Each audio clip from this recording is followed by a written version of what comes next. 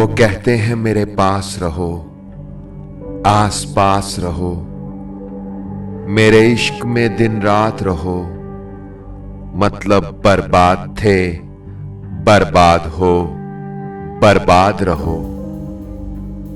तंजिया लहजा, मुनाफिक दिल, झूठे वादे, लफ्जों के जाल और दिलों से खेलने का फन।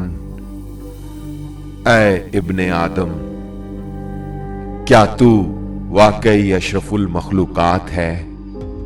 100 बार कहा दिल से चल भूल भी जा उसको, हर बार कहा दिल ने तुम दिल से नहीं कहते। यकतरफा मोहब्बतें बड़ी बदकिस्मत होती हैं, ये उन कब्रों की मानिद होती हैं जिनका कोई वारिस नहीं होता। गलती तेरी नहीं जो तूने मुझे धोखा दिया, गलती तो मेरी थी जो मैंने तुझे मौका दिया। जो लोग रफाकत में दगा देते हैं,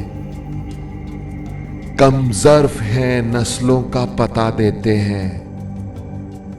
जिंदगी में लोगों से बस एक ही सबक मिला,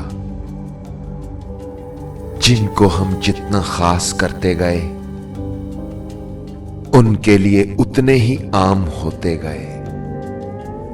हंसने पे भी आ जाते हैं बेसाख्ता आंसू, कुछ लोग मुझे ऐसी दुआ दे के गए हैं